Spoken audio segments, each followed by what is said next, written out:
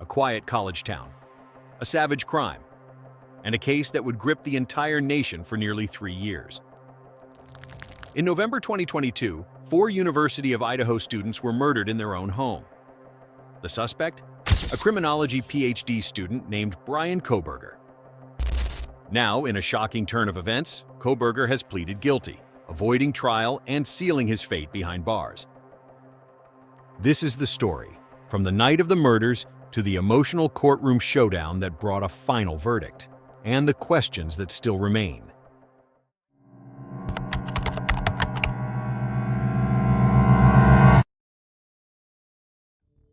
It was the early hours of Sunday, November 13, 2022. In the college town of Moscow, Idaho, 4 students returned home after a typical Saturday night. Zana Kernodle and her boyfriend Ethan Chapin had spent the evening at a Sigma Chi fraternity party. Madison Mogan and her best friend Kaylee Goncalves were seen on surveillance footage at a bar called the Corner Club around 10 p.m. They later stopped at a food truck and were recorded on camera at 1:41 a.m. before taking a ride home. By around 2 a.m., all 4 students were back at 1122 King Road, a 3-story off-campus rental home they shared, located just minutes from the University of Idaho campus. Then, between 4 and 4:25 a.m., someone entered the house and carried out a shocking massacre. All 4 students were stabbed to death in their rooms. 2 other roommates, Bethany Funk and Dylan Mortensen, were in the house but survived. Dylan later told police she heard crying and saw a masked man leaving through the sliding glass door. No one called 911 until around noon, nearly 8 hours later. The surviving roommates initially believed one of the students was unconscious and contacted friends to come to the house. The 911 call was eventually placed from Bethany Funk's phone. What's going on currently? Is someone passed out right now? I don't really know, but pretty much at 4 a.m. Okay, I need to know what's going on right now if someone is passed out. Can you find that out? Yeah, I'll come. Come on, Bethany, you gotta go check. But we have to.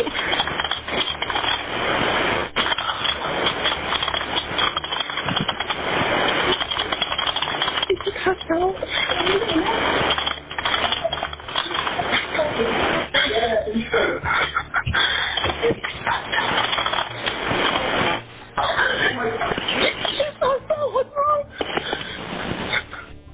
She's not waking up. Okay, one moment. I'm getting help started that way. When police arrived, there was no sign of forced entry or robbery. But inside, the scene was gruesome.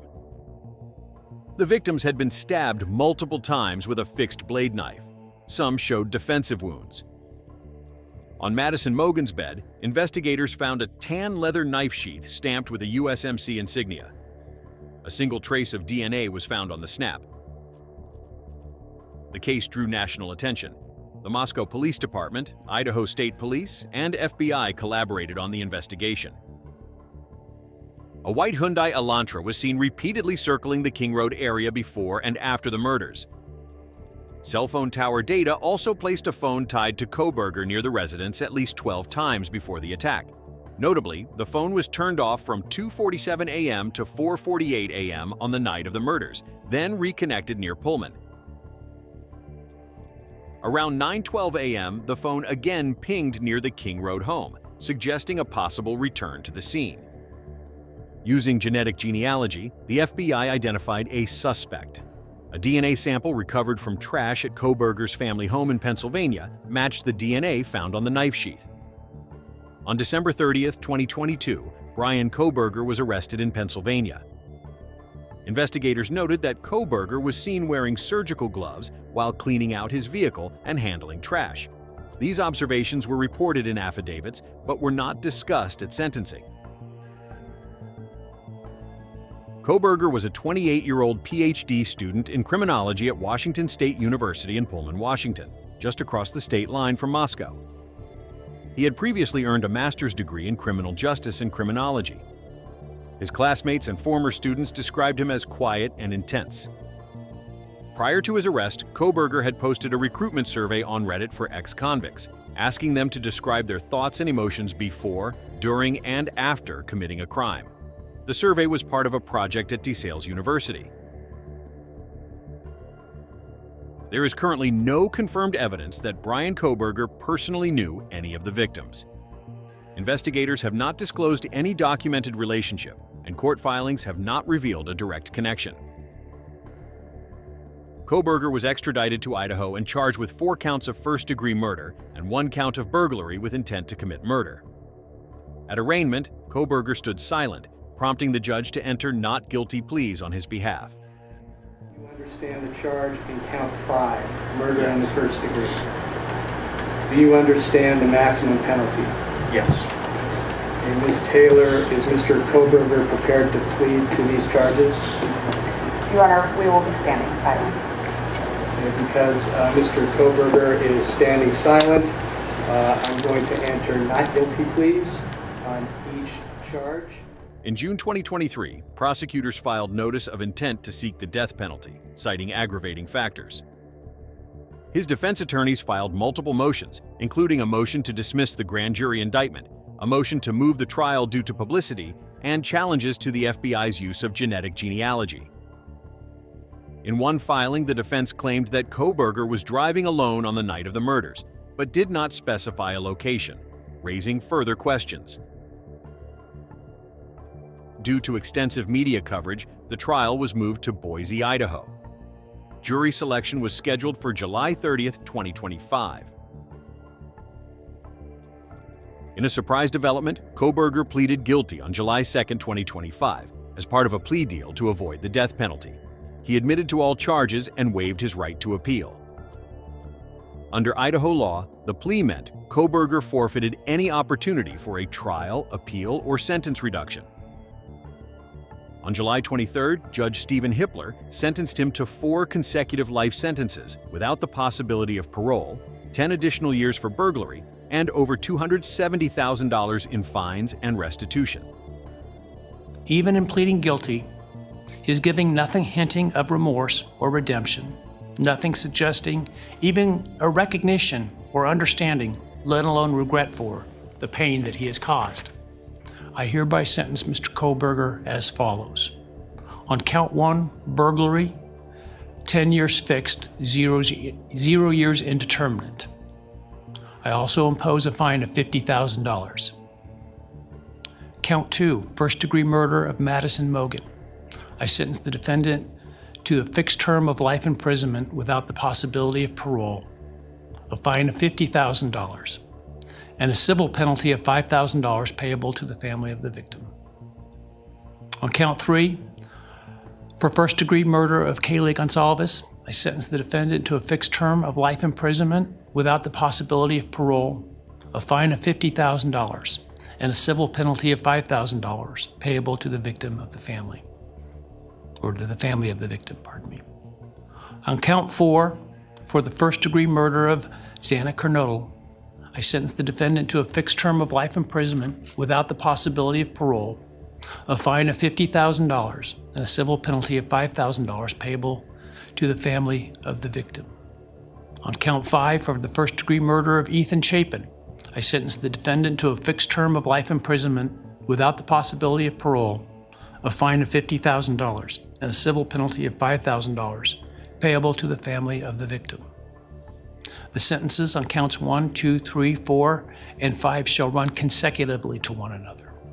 I remand the defendant to the custody of the Idaho State Board of Corrections for to be imprisoned in an appropriate facility in execution of the sentence where he will remain until he dies. During sentencing, multiple victim impact statements were read. Surviving roommate Bethany Funka said, "Why did I live? I hated and still hate that they are gone, but for some reason, I am still here and I got to live.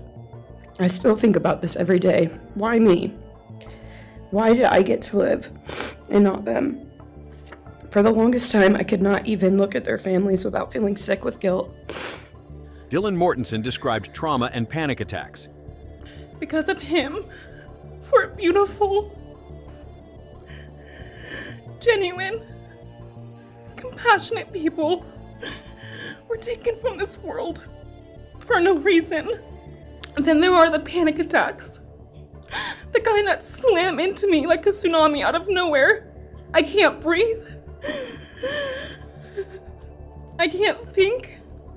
I can't stop shaking. Eliva Goncalves, Kaylee's sister, directly addressed Kohberger. Her words brought the courtroom to tears and applause. You didn't win. You just exposed yourself as the coward you are.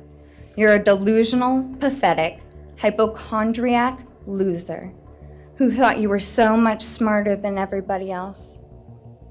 I see through you. You want the truth? Here's the one you'll hate the most. If you hadn't attacked them in their sleep, in the middle of the night, like a pedophile, Kaylee would have kicked your f***ing ass. Kohberger declined to speak. When asked if he wished to make a statement, he said, I respectfully decline. Judge Hippler condemned Kohberger's silence and called him a faceless coward who ripped a hole in the soul of the community. During the quiet morning hours of November 13, 2022, a faceless coward breached the tranquility of 6 beautiful young people and senselessly slaughtered them, 4 of them.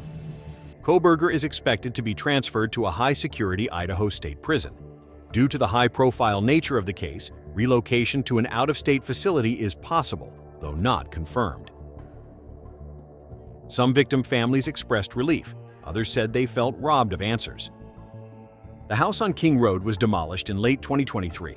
In its place, the University of Idaho built the Vandal Healing Garden to honor the victims.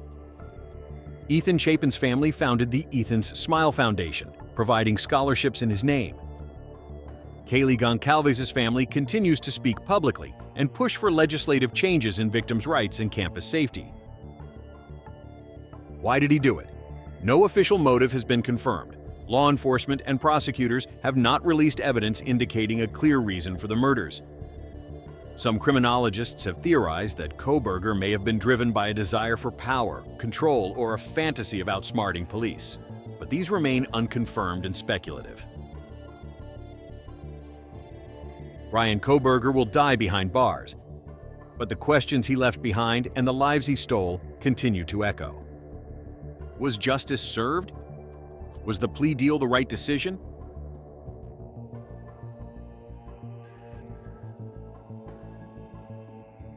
Let us know your thoughts in the comments. And subscribe for more in-depth documentaries as we continue to follow this case and others like it. Check out our other true crime documentaries featured on screen now.